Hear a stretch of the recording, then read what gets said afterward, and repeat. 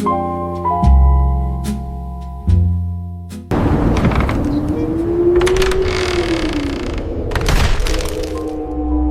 most terrifying sound you have ever heard in a movie.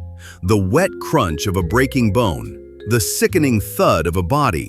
The blade sliding into flesh. None of it is real. It was never real. It was made by a person standing alone in a quiet room, calmly snapping a stick of celery. This is the strange, unsettling art that has been scaring you your entire life, and you never once suspected it. It has a name. It's called Foley, after Jack Foley, a sound man at Universal Studios in the earliest days of sound film. When movies first learned to talk, in the 1920s, they had a problem. The picture moved, but the world was silent. No footsteps, no rustle of cloth, no menace. So Foley began performing the sounds by hand, live, watching the screen. Every step, every door, every scream. He built the soundscapes of the classics, from Dracula to Frankenstein.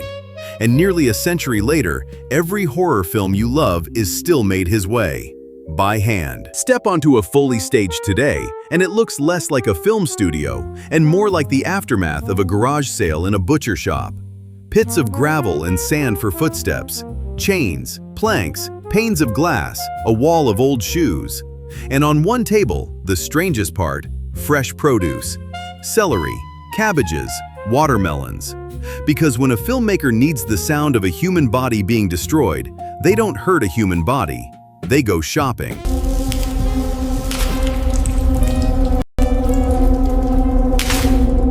Here is how the horror is really made. That bone, snapping under the skin? A stalk of celery wrapped in soft leather and broken clean in half. That knife, plunging into a chest? A kitchen blade stabbed into a head of cabbage, or a watermelon for something wetter, more sickening. A zombie tearing into human flesh?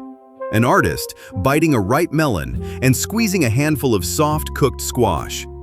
The most disturbing sounds in cinema are, quite literally, a person making a mess in a kitchen and pointing a very expensive microphone at it. But here is the part that should genuinely unsettle you. These fakes don't just sound good enough, they sound more real than the real thing.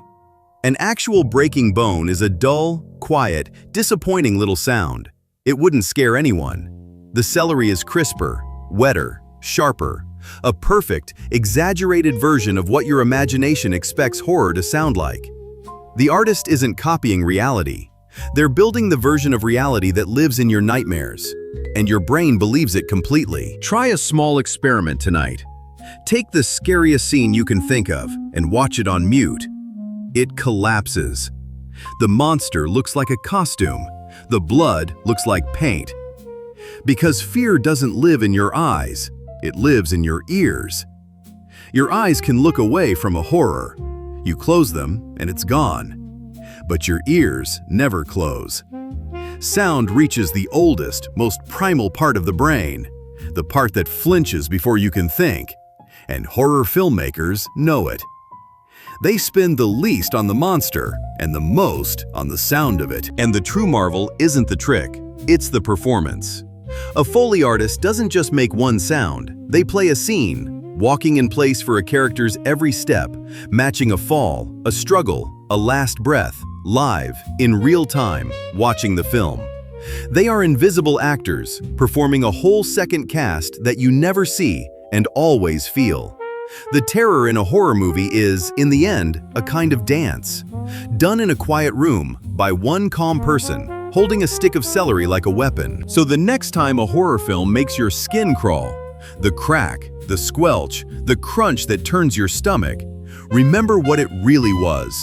Not a monster, not a murder, just a person, alone in a calm and quiet room, snapping a vegetable in perfect time, and reaching straight into the oldest fear you have.